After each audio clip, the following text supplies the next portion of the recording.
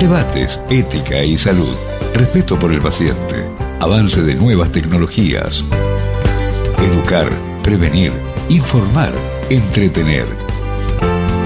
Eso proponemos a partir de este momento en Sala de Médicos, con el doctor Aníbal Granjat por FM Identidad.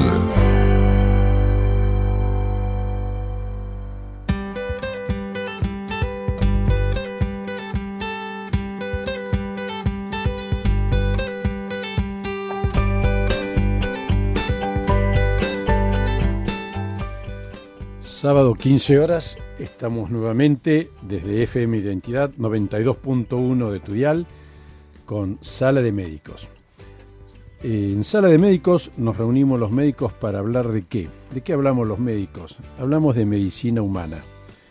Hablamos de medicina humana porque nuestros pacientes son seres humanos, los médicos somos seres humanos y nuestro lema es humanizar la medicina. Así que aquí estamos nuevamente para compartir una hora contigo, junto con María de los Ángeles Herario. ¿Qué tal? Y tenemos un invitado. ¿Qué invitado tenemos hoy? Ay, sí, yo estoy contenta hoy. A ver, contanos un poquito del invitado que tenemos hoy. El invitado de hoy me conoce desde hace muchísimos años. No digamos cuánto. Yo ya estoy en el momento de la vida donde uno ya no empieza a decir los años. Así no es tanto, no da para desde tanto. hace muchos años. Bueno. Tenemos con nosotros al doctor Jorge Emilio Naveira, amigo de muchos años de tu mamá. No sé si bueno, vamos a darle crédito a mi mamá. Así es, eso. El doctor Jorge Emilio Naveira se recibió en la Facultad de Medicina de la Universidad de El Salvador en el año 1969. Es especialista en clínica médica, es especialista en medicina general y familiar, médico clínico de planta y miembro permanente del equipo docente del Senareso entre los años 1981 y el 2013. Actualmente ejerce actividad asistencial y en el Senareso además ejerció actividad de investigación y docencia. Además el doctor ha cumplido con aquel lema de que hay que escribir un libro, pero ha escrito más de un libro. ¿Ha plantado un árbol, doctor? Sí. Ha plantado un árbol también y ha tenido un hijo. Ah, bueno.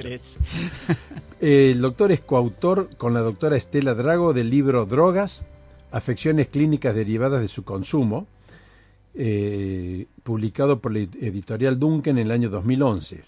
Es autor de numerosos trabajos de investigación sobre drogadicción y enfermedades asociadas, publicados en revistas de medicina y presentados en congresos nacionales e internacionales. Como ustedes se darán cuenta, el doctor es toda una autoridad en el tema de drogas, toxicidad.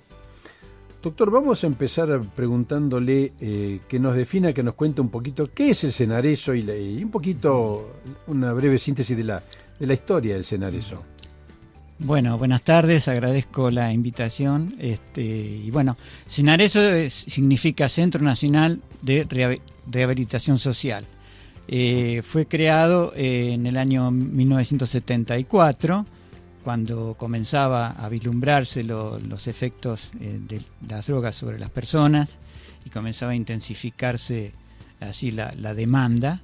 Fue creado y fue creado con un concepto de tratamiento multidisciplinario o interdisciplinario, en el cual se abarcaban muchas especialidades médicas, ya sea, por supuesto, medicina clínica y además toda la parte de medicina psiquiátrica, psicólogos, asistentes sociales, terapistas ocupacionales, bueno, en fin, había una diversidad de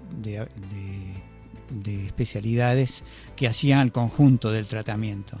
Lógicamente eso se fue modificando con el transcurso del tiempo, de acuerdo que también se fue modificando el perfil de los pacientes que hacían uso de droga, y bueno, actualmente se ha transformado en un hospital de psiquiatría para atención de adicciones, ¿no es cierto? Ha cambiado un poquito el nombre, pero siempre el objetivo es el mismo, ¿sí? El tratamiento del paciente que hace uso indebido de drogas o drogadicto, que lo cual mucho no nos gusta por la palabra adicto, proviene de que los adictos eran los esclavos entregados por los romanos cuando tomaban prisioneros y eso, entonces no, es decir, eran como esclavos, digamos. Entonces, bueno, nos gusta más denominar drogodependientes o gente que hace un uso indebido de drogas, porque es menos estigmatizante. Claro. Bueno, yo ahí trabajé, como dijo el doctor, desde el 1985 hasta hace 2 años, en cual me retiré por jubilación, y tuvimos todo un transcurso de diferentes necesidades. Es decir, cuando yo entré en 1985, las enfermedades del adicto eran casi las mismas que el común de la gente, salvo algunas que otras que tenían un poquito más de incidencia, como hepatitis o enfermedades venéreas, todo eso. Pero después del año 86-87 comenzó a manifestarse el HIV-Sida, en lo cual que era muy de mucha incidencia y prevalencia en estos pacientes. Eso fue como una irrupción tremenda, ¿no es cierto? Dentro de la sociedad, dentro de la medicina. Sí. Eso fue como un shock, que lo recibimos todos, ¿no? Sí, claro, porque lógicamente nosotros tampoco conocíamos mucho de la enfermedad en esa altura. Entonces, el decir ya que nos iban a internar un paciente fue todo un shock para la institución. En fin, desde los profesionales hasta los enfermeros, todo el plantel que tenía temor de contagiarse allí, de mirarlo al paciente, de contagiarse. Entonces hubo que hacer una serie de medidas que con una colega, que es la doctora Estela Mucio, que éramos los 2 clínicos que había, los únicos 2 clínicos éramos nosotros. Ella tenía una preparación como especialista en infectología, por lo cual nos ayudó mucho. Y bueno, y todos fuimos improvisando sobre la marcha y organizamos una curva de aprendizaje para bajar la ansiedad. Entonces fuimos organizando, y a veces llegó un momento que nos mirábamos qué hacemos, ¿no? Porque el tema no había nada escrito sobre eso. Claro. Pero su ingreso ahí, ¿cómo fue debido? ¿Usted ingresó por clínico, por su conocimiento, su experiencia en clínica médica? Claro, yo primero cuando me recibí en el 69 hice clínica médica, hice también alguna otra especialidad, medicina aeronáutica, pero siempre fui médico de familia. Desde que me recibí fui médico de barrio, y médico de barrio en una época, luego entré en una obra social importante, que era una obra social del Estado, en la cual los afiliados incluían a su familia, a sus padres y a sus suegros, lo cual yo tenía un espectro de toda la familia, claro, del paciente. Entonces a veces sabía las cosas, cómo se producían o los conflictos que había entre ellos, porque uno conocía todo el espectro. Bueno, eso era una obra social muy grande que luego después se fue perdiendo, ¿no? Y bueno, hubo muchas cosas. Yo cuando me recibí, digamos, del año 69-70 fue como una bisagra de la medicina en muchos aspectos. Yo me recuerdo que en el año 70 empecé a ir a los hospitales y los médicos comenzaba el auge de las obras sociales sindicales. Y entonces nos decían los médicos mayores que nosotros estábamos contentos porque en el consultorio trabajábamos por papelitos, pero que nos íbamos a arrepentir, en fin, una serie de cosas. Yo pienso que, lógicamente, fue un quiebre muy grande en la medicina, pero tiene como todo, tiene su faz buena, que fue que gran cantidad de gente tuvo acceso a una medicina de calidad bastante buena o buena, por supuesto, y que no tenía acceso, porque los que no tenían que ir al hospital, que el hospital estaba muy exigido. Entonces pudieron tener acceso a una tipo de medicina más personalizada con el médico, tenían su médico de cabecera, venían gente de distintas obras sociales, dejaban su bonito, y uno trabajaba. Y cuando uno era recién recibido le venía bien porque movilizaba el consultorio, eso. Bueno, pero ahí hubo un poco de resistencia, hubo de la gente mayor, pero bueno, eso se fue implementando. Además, otra bisagra que yo pienso que fue ahí, empezó el advenimiento de la inmensa tecnología en la medicina. Así es. Dice que en la época que nosotros estudiábamos, había un gran hincapié en la semiología, que sigue teniendo la misma importancia. Yo soy un entusiasta de la semiología. Teníamos la radiografía, nada más. Sí, cuando la tiene. Radiografía y laboratorio, muy pocas cosas de laboratorio. Sí, por ahora la tecnología ayuda muchísimo. pero a veces en desmedro un poco de la parte humana, ¿no es cierto? Porque el médico es un poquito que se ha tecnificado demasiado. Yo veo, sobre todo las generaciones más jóvenes, son muy dependientes de los estudios complementarios y a veces hay errores por no mirar al enfermo o no escucharlo, que es mucho peor. No es. sabe A cómo veces- padecemos a veces- los bioquímicos eso, Sí, doctor. a veces escuchándolo al paciente, ya a veces solamente con escucharlo, por la manera de hablar, detecta alguna enfermedad neurológica. Ya lo cree. ¿No? Pero digamos, el relato del paciente es importante, dejarlo hablar. Y después hacer una semiología más o menos importante, que es lo que sigo haciendo. Es fundamental. Sigo haciendo. Es fundamental. Porque mis maestros me lo inculcaron tanto, ya sea el profesor Sanguinetti, al cual le rindo homenaje, que era una maravilla de persona. Y luego los profesores que estuvimos luego en el posgrado, como el profesor Loiano, que también es otro excelente profesor y que nos ha inculcado. El profesor Loiano daba unas clases maravillosas en las cuales explicaba todas las últimas tecnologías. Pero al final decía, bueno, pero yo soy médico de barrio, tengo consultorio y entonces yo en mi consultorio no tengo todas estas cosas. Entonces tengo que usar gráficamente el cerebro, las manos y el cerebro, porque dispongo de eso en el consultorio, ni siquiera tengo una radiografía en el consultorio. Así que uno Inspección, tiene que- palpación, exactamente, percusión, percusión y ocultación. Exacto. 4 maniobras básicas de semiología para saber qué tiene un Sí, paciente, ¿no claro. es así? Claro, pero sigue Y siendo escucharlo. no darle una relevancia tan importante como era en aquel momento, pero sigue siendo importante Sigue la siendo semiología importante. y sobre todo la empatía con el enfermo. Claro. Con el Doctor, paciente. entonces su ingreso al Cenareso fue su ingreso al hospital, a un hospital. No, yo antes había estado en otros hospitales. No, yo ya sé, pero digamos, usted ingresó a un hospital. ¿Era un hospital el ingresé a un Cenareso? hospital. Era un hospital monovalente, porque solamente de Ahí adicciones, está. en el cual con tratamientos, ya digo, en equipos y multidisciplinarios. Bueno. ¿Y cómo fueron sus primeras experiencias con el HIV, con el SIDA? Bueno, Cuéntenos, porque eso, con HIV. eso es historia vivida de la Sí, medicina, doctor. sí. Bueno, el primer paciente, le digo que causó una conmoción en la internación de esos pacientes y además la gente, nosotros no sabíamos mucho, pero el resto de la gente ignoraba totalmente cómo era, Claro. cómo era la transmisión, cómo era la prevención, todo. Y bueno, entonces hicimos, como le iba diciendo antes, hicimos grupos de pacientes primero para informarles, de familiares de pacientes, de toda la parte de enfermería y profesionales, luego aparte administrativos también, porque están en contacto con los pacientes, Claro. administrativos, en fin, todos, mantenimientos, hicimos a todos los niveles y hicimos charlas, lo cual fue logrando bajar un poquito la ansiedad y la preocupación, ¿no es cierto? Y bueno, así fuimos elaborando todo esto. Y por otro lado, dijimos, nosotros tenemos un material importantísimo, tenemos que aprovecharlo, dijimos con la doctora Mucio, tenemos que ponernos a investigar esto. Entonces comenzamos a hacer trabajos de investigación,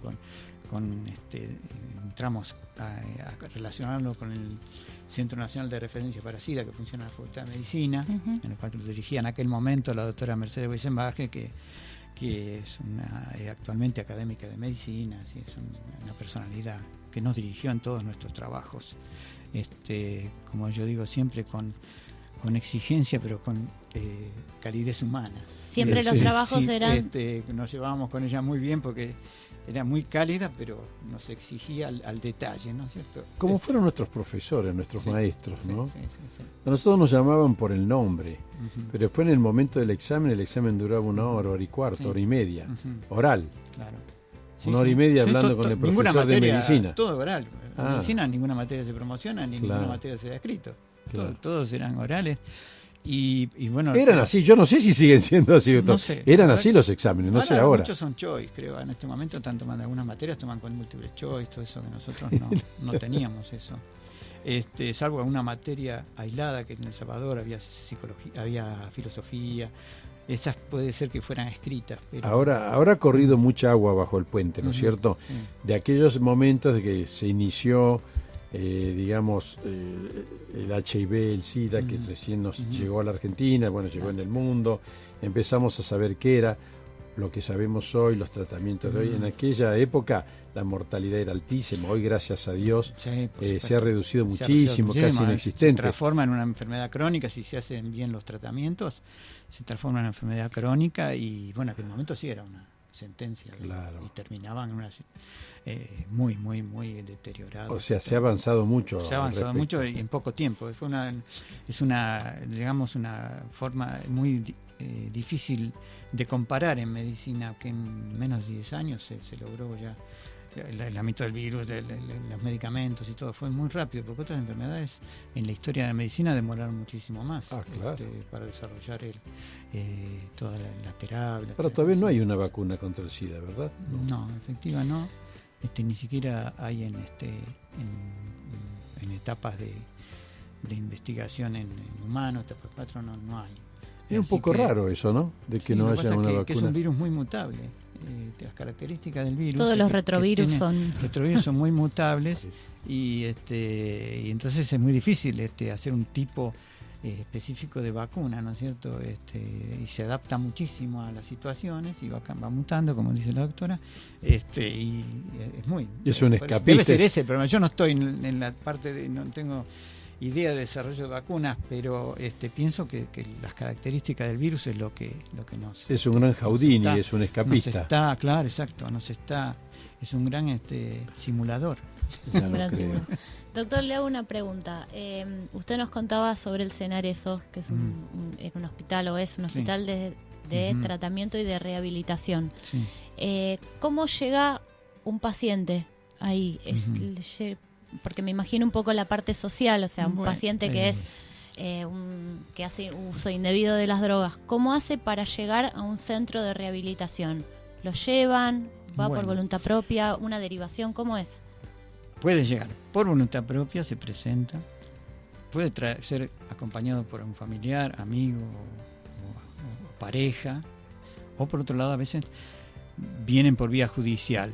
Esto era antes. Yo ahora con la nueva ley de salud mental, como ya hace un tiempo que me retiré, no sé cómo es el manejo, porque ahora ya los jueces no pueden obligar o hacer un tratamiento así, digamos, compulsivo.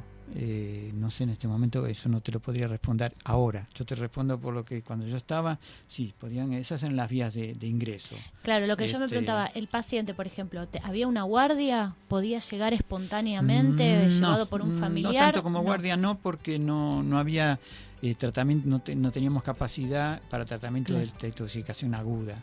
Entonces la intoxicación aguda, si es que aparecía, el médico que estaba de guardia lo derivaba a un hospital general. Claro, y de ahí... Porque ahí hacían la desintoxicación y después sí volvía, pero no teníamos capacidad, no está montado como para hacer una desintoxicación aguda que necesita una terapia intensiva.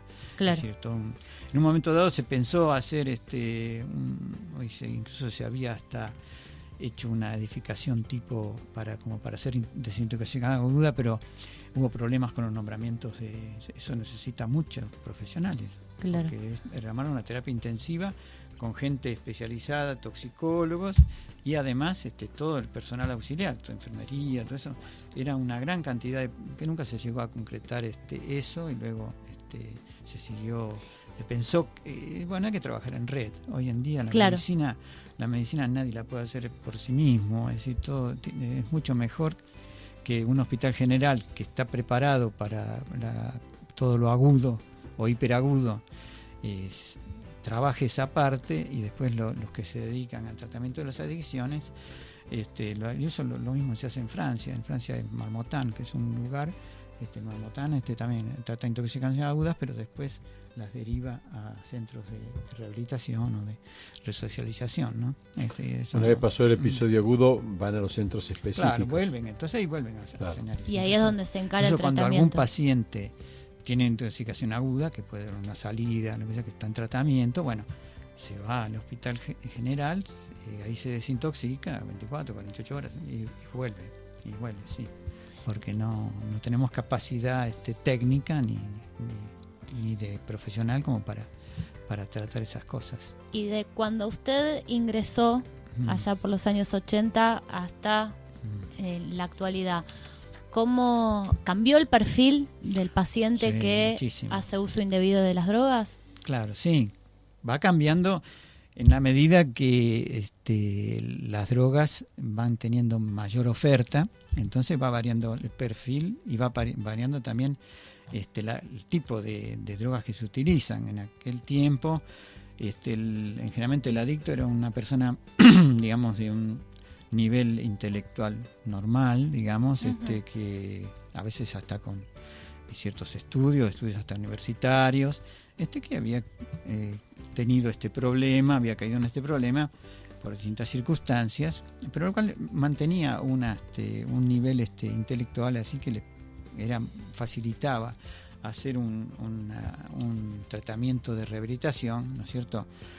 En aquel tiempo lo que pasaba era que predominaba la vía endovenosa de intoxicación, porque no había tanta oferta. Entonces, por la vía endovenosa, todos los derivados de morfínicos, analgésicos, todos los derivados codeínicos, entonces se inyectaban los jarabes, parece mentira.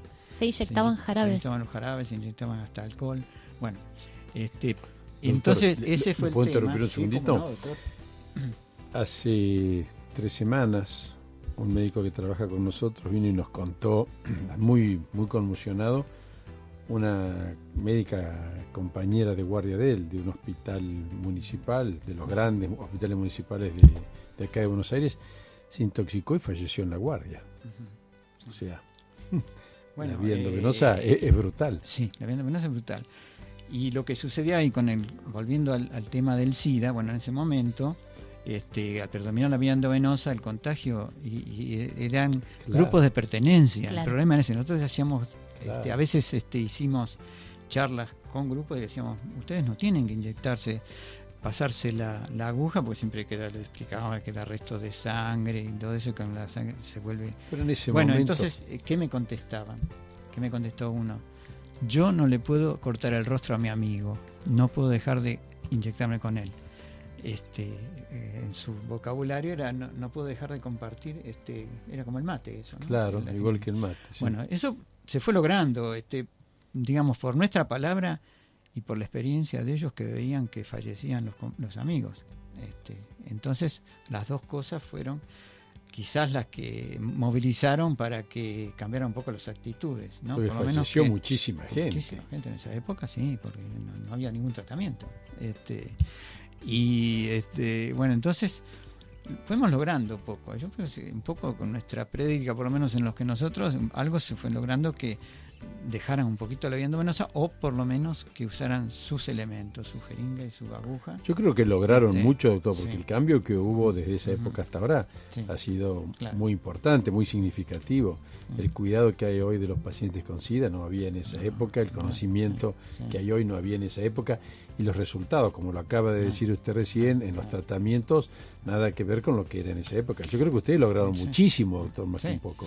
Sí, no, yo hablo de la prevención, ¿no es cierto? Porque nunca estuvimos en el tratamiento directo de los pacientes, que es lo mismo. Trabajamos generalmente con Hospital Muñiz, que eran los que hacen el tratamiento específico, digamos, y hacían el seguimiento de los pacientes.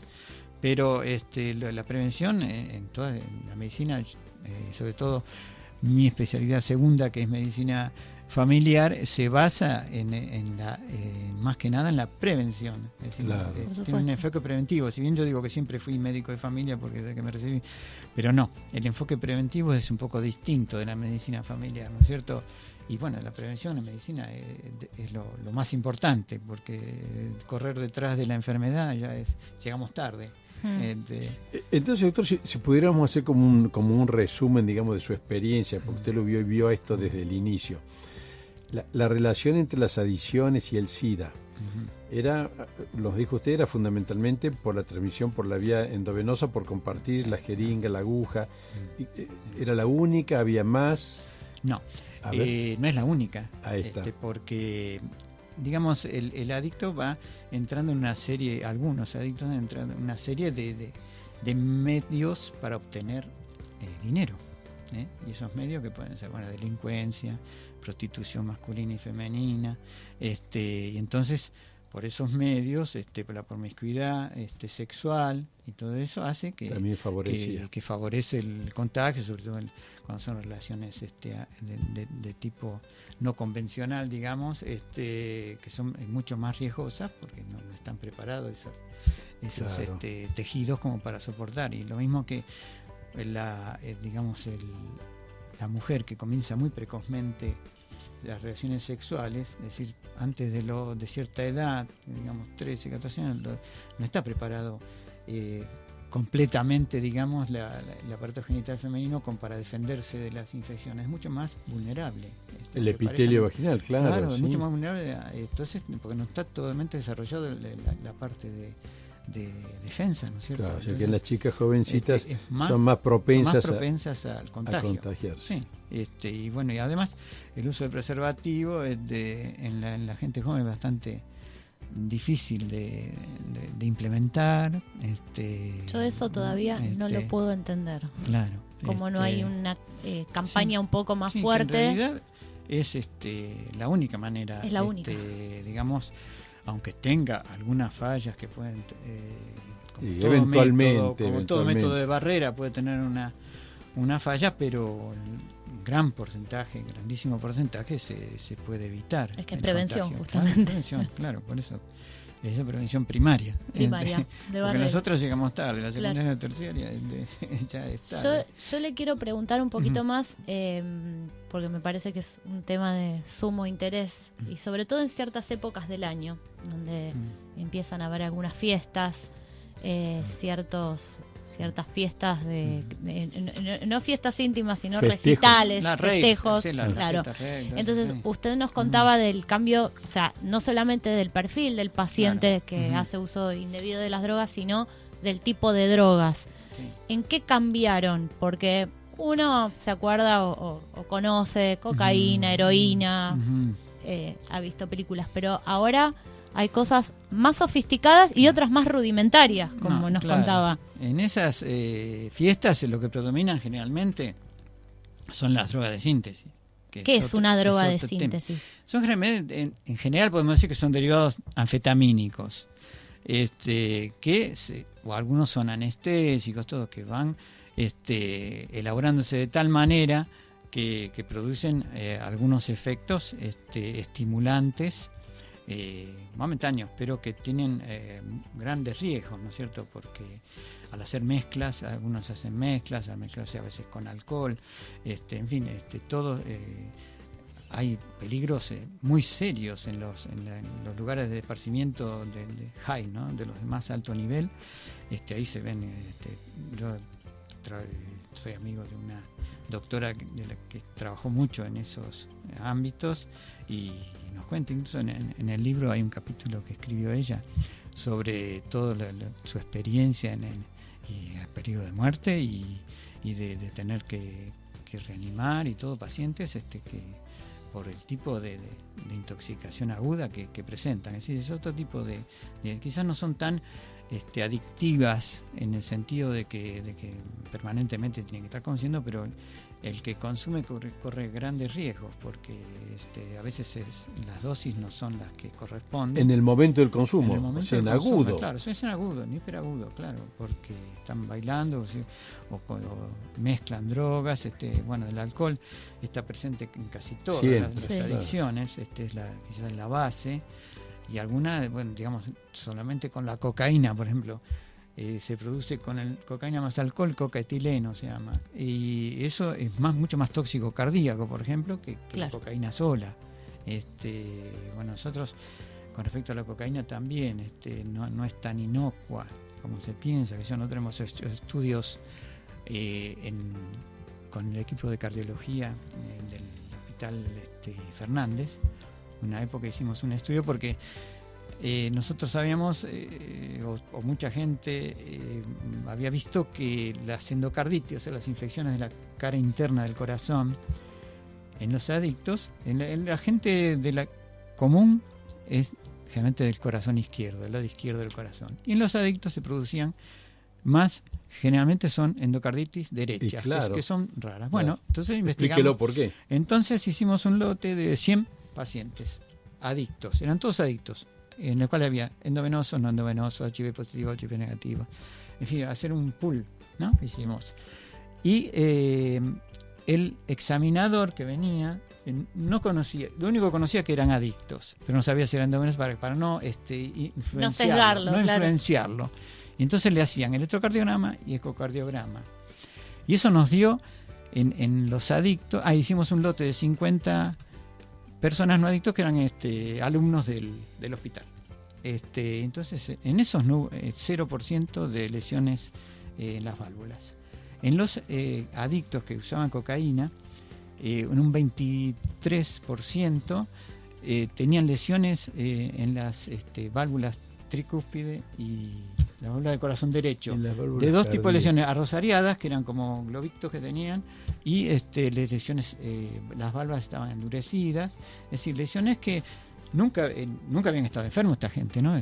Aparentemente sanas, pero tenían lesiones que predisponían, es decir, cuando hay circulan gérmenes por la sangre, se pueden quedar adheridos a esos lugares que no tienen una composición normal del endocardio, digamos, que es la parte interna del corazón. Cuando hay alteraciones se podría. Entonces, llegamos a la conclusión esa, que hay lesiones que produce la cocaína que son predisponentes a las infecciones del corazón derecho, y por eso tienen del corazón derecho. O sea, la cocaína, claro. Favorece la endocarditis bacteriana. Sí, casi claro, nada. Bacteriana, pero derecha. Ahora nos va a explicar lo que es la endocarditis bacteriana, doctor. Bueno, como se dieron cuenta, las cosas que nos está contando, los temas que está abordando el doctor son de sumo interés, y yo creo que son temas que nos llegan a todos porque son temas sociales, ¿no es cierto? Para todos los que quieran dejar su consulta, nos pueden llamar al 5246-0244, 5246-0244 o al 5246-0241. Y el doctor Naveira, con mucho gusto, le va a contestar estas preguntas. Vamos a un corte, doctor, y volvemos enseguida. 5246-0244. Hasta las 16, Sala de Médicos, con el doctor Aníbal Granjat. Espacio publicitario. ¿Alguna vez te preguntaste por qué las mejores ideas se te ocurren en los lugares menos pensados? ¿Querés conocer los hábitos de las personas más innovadoras? ¿Cómo hacer para romper con las trampas mentales que nos impiden inspirarnos? Todas estas preguntas te las responde Sebastián Campanario en su nuevo libro Ideas en la Ducha. Ideas en la Ducha te propone un viaje alucinante a la creatividad e innovación. Encontralo hoy mismo en librerías. Publica Sudamericana. Pensando en mis pies, te vi de roca sin renacer. Fui a tu peña como un gospel. Una nueva fortaleza se alza en Tilcara, a los pies del Río Grande. Más allá la magia del Pucará. Posada Tampumayo, las estrellas más cerca tuyo. www.tamayo.com.ar. Un lugar muy cerca del cielo. Tilcara te espera más cerca del cielo. Tilcara te espera más cerca del cielo.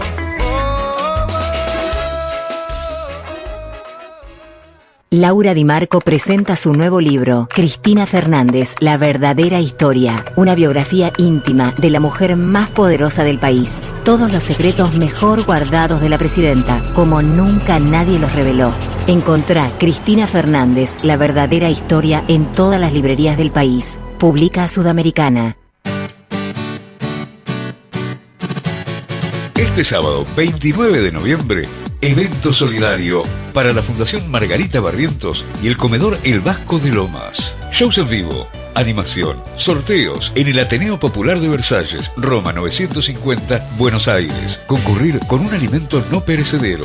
Este sábado 29 de noviembre a las 20, evento solidario para la Fundación Margarita Barrientos y el Comedor El Vasco de Lomas.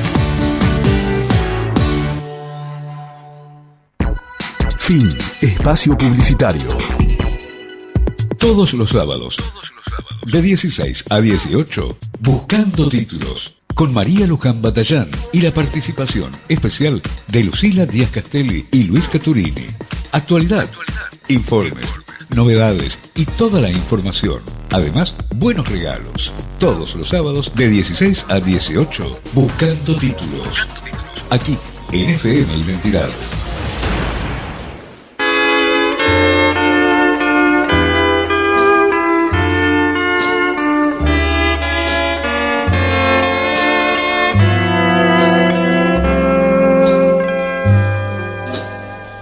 crazy, crazy for feeling so lonely.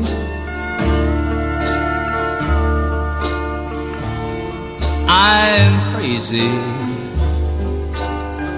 crazy for feeling so blue.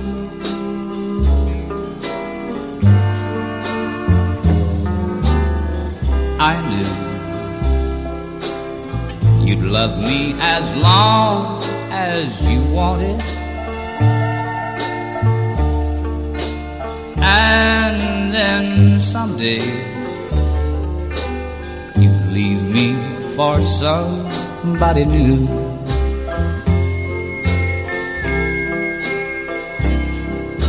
Worry,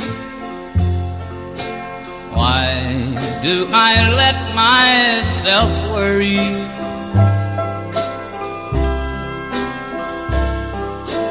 Wondering what in the world did I do?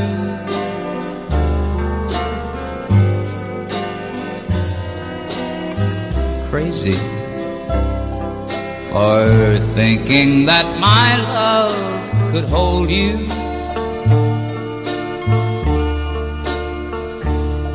I'm crazy for trying, crazy for crying, and I'm crazy for loving you.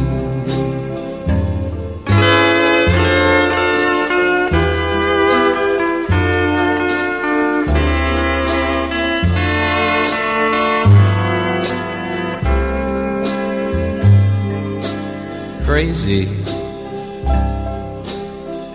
crazy for feeling so lonely.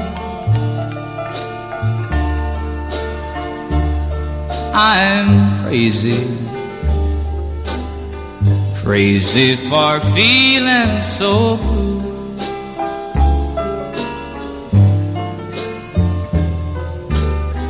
I knew that you loved me as long as you wanted, and then someday 5246-0244. somebody new.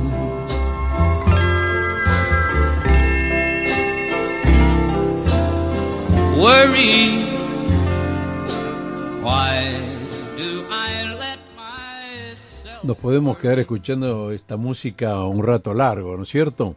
Pero volvemos en Sala de Médicos, 92.1 de tu dial, en FM Identidad, en Sala de Médicos con el doctor Emilio Naveira. Y está calentita la tarde, doctor. Jorge Tenemos Emilio. acá unas cuantas, Jorge Emilio Naveira. Tenemos acá unas cuantas preguntitas para hacerle. María de los Ángeles se sale de la silla para preguntarle algo, doctor. No, tenemos preguntas de la gente que dejó en los teléfonos de la radio, pero primero quería preguntarle algo que siempre, a veces, hasta en una reunión social a uno lo deja sin argumentos, ¿no? Yo fumo tabaco, y no falta la persona que dice, pero es mejor que te fumes otra cosa, o sea, me estoy refiriendo al cigarrillo de marihuana, un porro, antes que el tabaco, ¿no?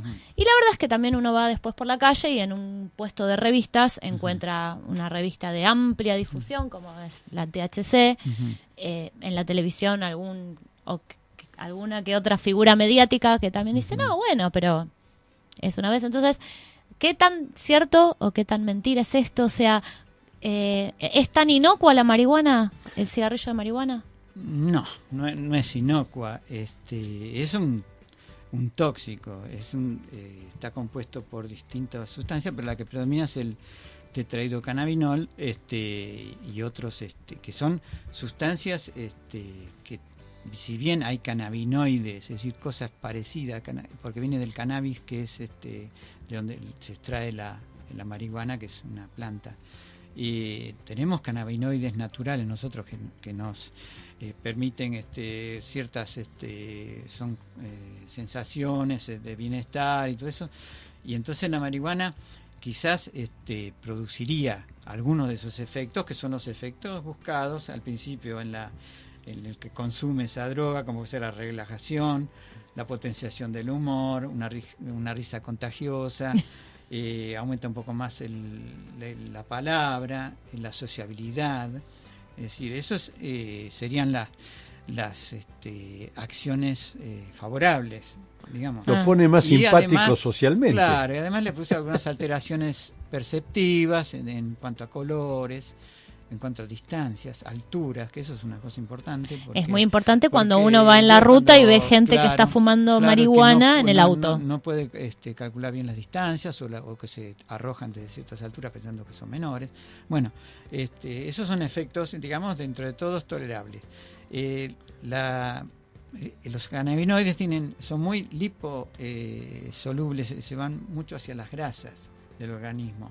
Y luego entonces permanecen un poco en las grasas y luego es como que se van liberando de a poco. Por eso con los marihuana no hay un síndrome de abstinencia.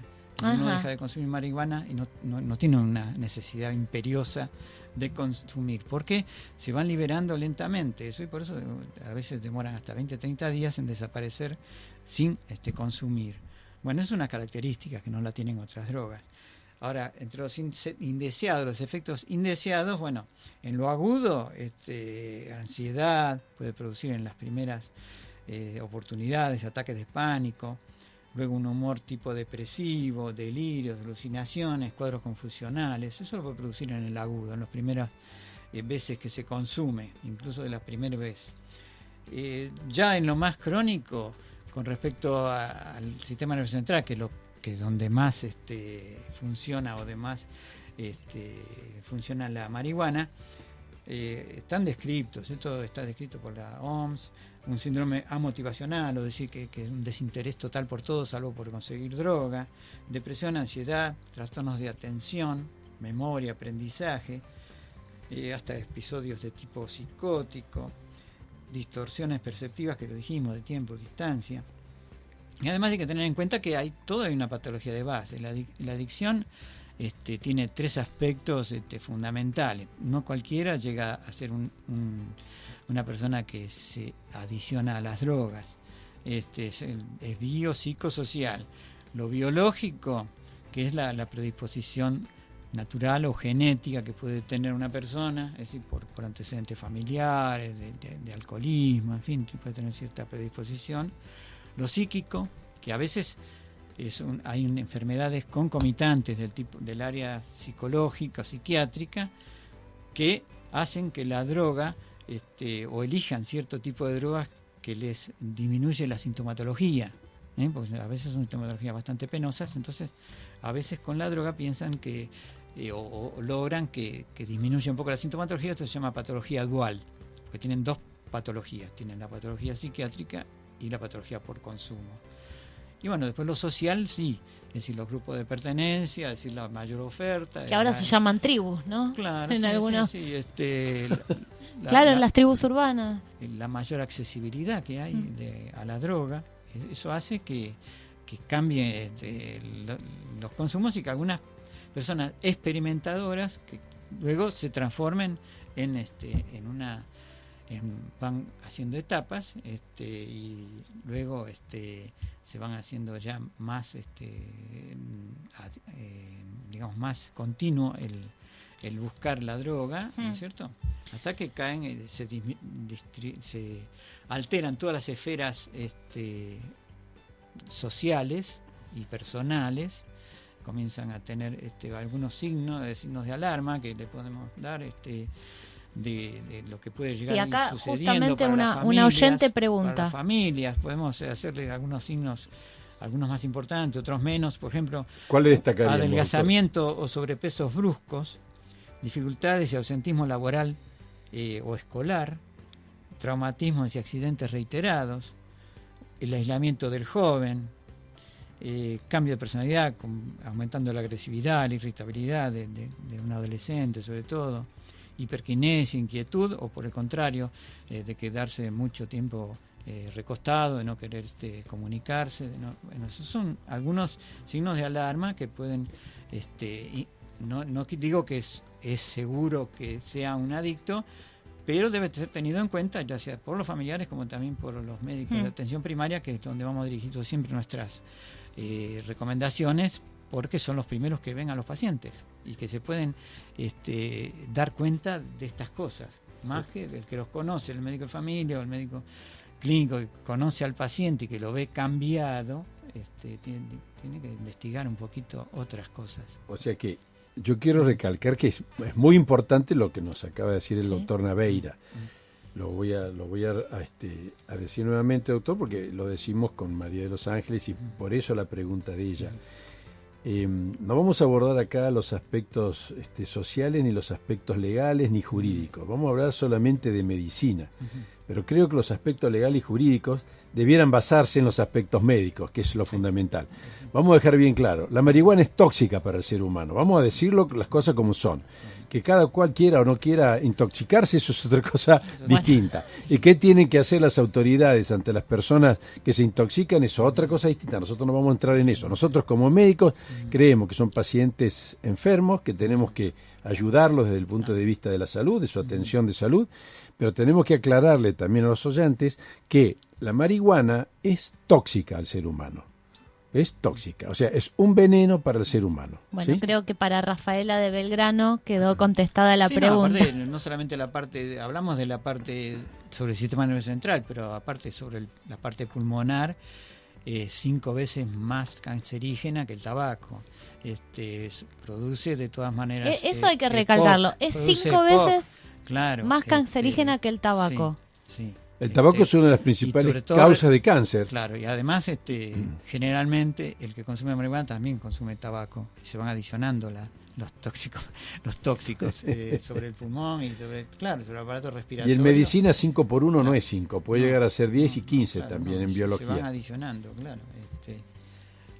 Acá tenemos más preguntas para usted, doctor. Estoy leyendo porque, Rafaela de Belgrano justamente nos preguntaba, pero creo que los dos ya fueron bastante claros sobre el tema que es tan polémico, sobre la legalización de la marihuana. Bueno, la verdad es que nosotros no vamos a entrar en ese detalle ya, pero creo que le contestamos un poco.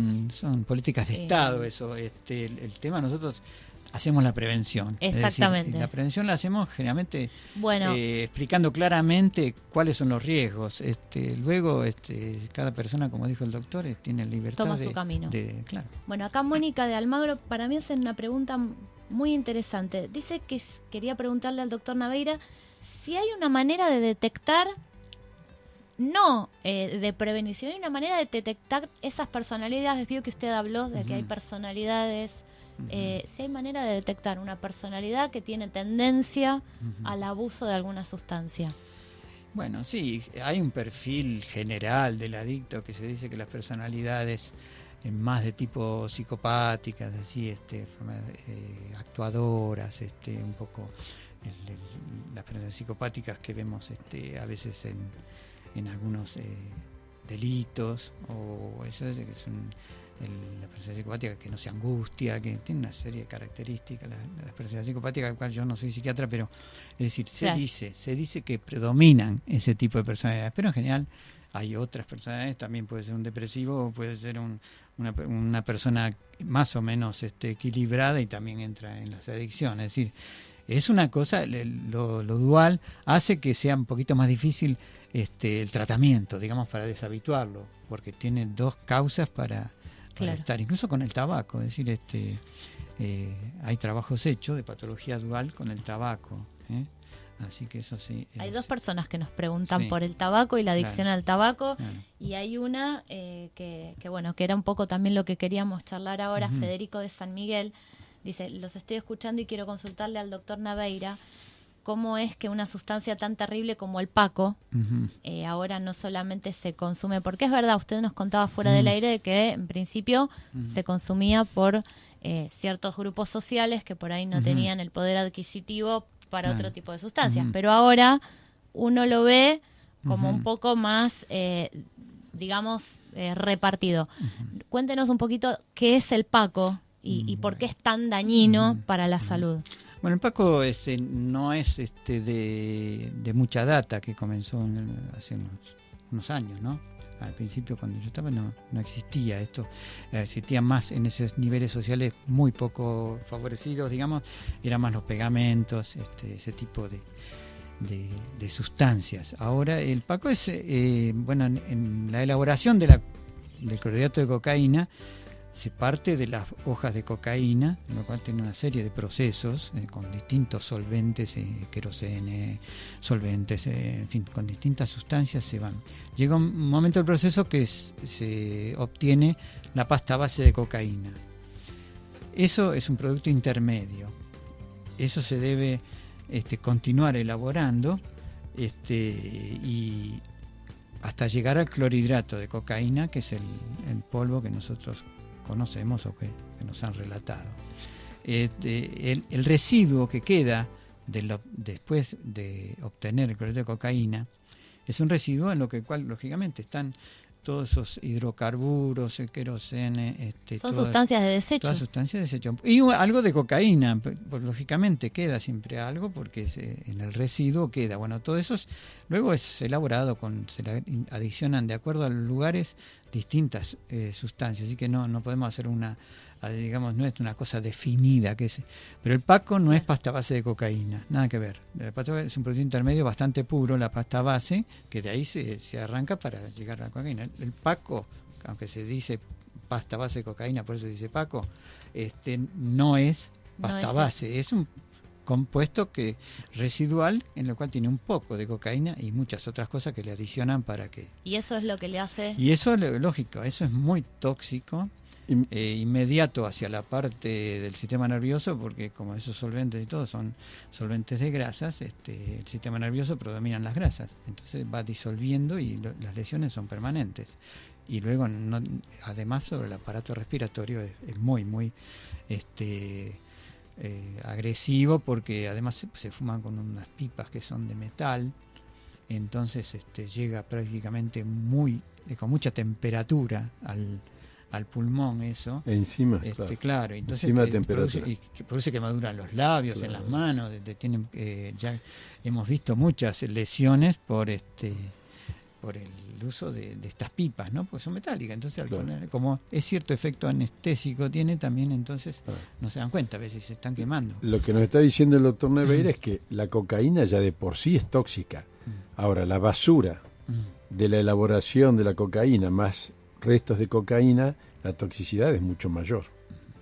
O sea, son sustancias sumamente tóxicas. Sí, además porque se le adicionan otro tipo de drogas, como puede ser estricnina, en fin, cosas para que sea más, que produzca un poco más efecto, pero la estricnina es un veneno potentísimo. Como esa y otros, y se le adicionan otras cosas. Entonces, lo que debe pasar es un efecto muy rápido, un efecto flash que dura unos minutos.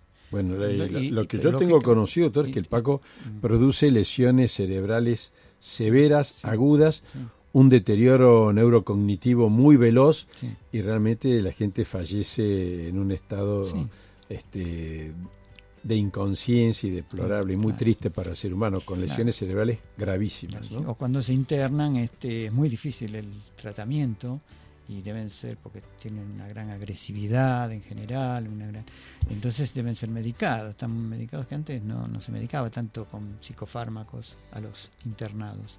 Ahora al cambiar el perfil de consumo, sobre todo en donde yo estaba, era el clase social media baja, digamos, se internaban allí, entonces había mucho consumo de Paco, y bueno, el tratamiento es mucho más difícil para poder llegar a ¿Es reversible? Las lesiones cerebrales en general no son muy reversibles. Lo que es lesión cerebral nunca más va a revertir, no eso son seguro. reversibles. Lo que se puede cambiar son los comportamientos, las conductas, hacer una resocialización, eso sí puede hacer. Pero es bastante difícil, porque es difícil lograr una transferencia así psicológica, porque por el bajo nivel de captación, de comprensión, claro, por el deterioro que tienen. Y eso es independiente, porque la verdad es que acá hay dos oyentes, más de dos, que todo el tiempo debe ser algo que está muy en auge en la sociedad, que hacen los dos plantean lo mismo, ¿no? Tanto Marisa de Tigre como Ricardo, de el tema del nivel del estrato social, ¿no? Que dice que bueno, que antes por ahí se veían en estratos más bajos, y ahora acá, por ejemplo, Marisa de Tigre dice cómo puede ser que chicos de un poder adquisitivo alto, ahora, y algo que también hablábamos fuera de él, esta adicción al alcohol que hay. O sea, no hablamos ni de cocaína, ni de paco, ni de marihuana. La adicción al alcohol, de las previas, los bailes, la jarra loca. Bueno, a ver si Marisa de Tigre hablamos un poquito de eso. Claro, porque es decir, el alcohol también es un tóxico importante, no es inocuo. El alcohol para es nada. Tóxico.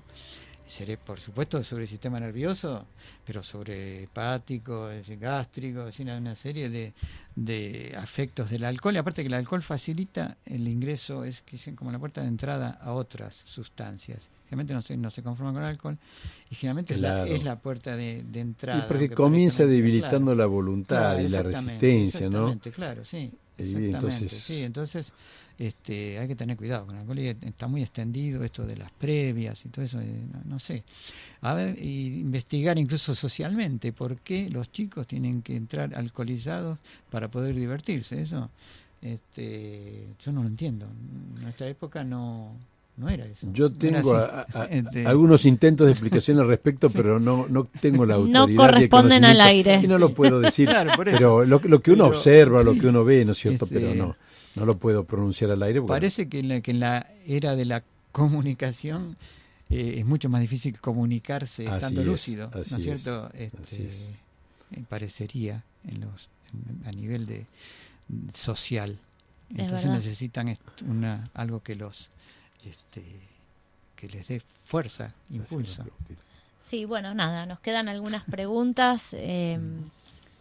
Y contestemos, pasemos a la yo creo que la pregunta de Marisa de Tigre queda un poco contestada. Claramente cambió la tendencia, no es solamente una cuestión de estratos sociales menos favorecidos el tema de la adicción ni al alcohol ni a cualquier sustancia. Claro, depende, lo demás ya dijimos, en los altos niveles, entonces las drogas de síntesis, que son... Y el alcohol.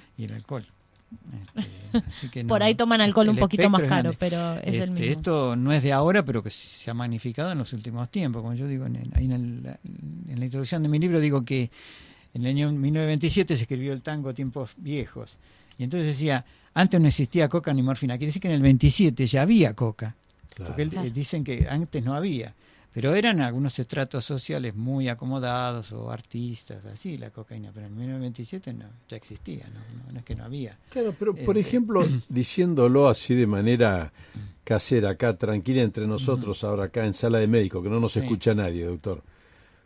En su adolescencia, su juventud, ¿usted tuvo contacto con la droga? ¿Le ofrecieron droga alguna vez? No, realmente no. Yo soy muy viejo.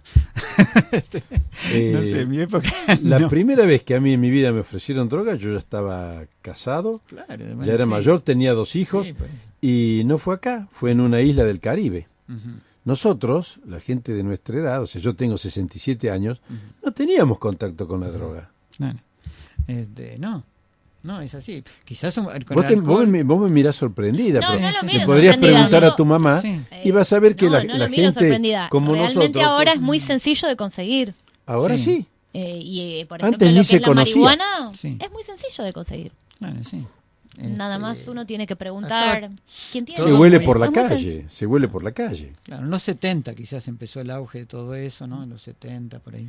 Empezó más auge lo de la oferta y lo de la demanda no deja de ser una cuestión a veces hasta de negocios. A mí lo que me interesa y me interesó siempre desde el lado profesional y como uno que es un trabajador de la salud, que creo que hay que sí hacer hincapié sobre ciertas cosas y ciertos estudios, porque ha habido gente en televisión que dice que hay ensayos clínicos hechos con el cannabis y la verdad, a ver, es un tóxico, fue un tóxico, será un tóxico y es tóxico para el cerebro, y Bob Marley se murió de un tumor de cerebro. Entonces, dejémonos de broma. Más allá de Bob Marley, si hay ensayos clínicos o no hay ensayos clínicos, la verdad que yo no lo conozco. Yo escuché a una persona decirlo, lo busqué en un buscador científico, la verdad es que lo voy a decir.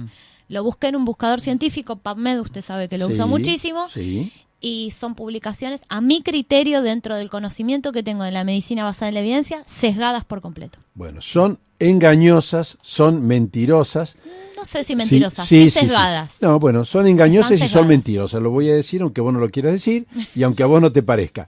La marihuana es tóxica, el paco es tóxico, son sustancias tóxicas al ser humano, son sustancias tóxicas. Ahora, el que se quiere intoxicar, yo no soy quien para decirle a nadie lo que tiene que hacer. Pero que es tóxico, es tóxico. Terminemos el programa diciendo las cosas como son desde el punto de vista médico. Nosotros somos médicos y estamos en Sala de Médicos, en 92.1 de su dial, en FM Identidad. Y lo voy a decir siempre. Tengo 44 años de médico y no tengo ningún empacho en decirlo. Y bueno, estamos llegando al fin del programa. Doctor Naveira, le agradezco muchísimo su presencia. Y le agradecemos por el libro que nos obsequió nos también. Ha obsequiado el libro escrito junto con la doctora Estela M. Drago, Drogas, afecciones clínicas derivadas de su consumo.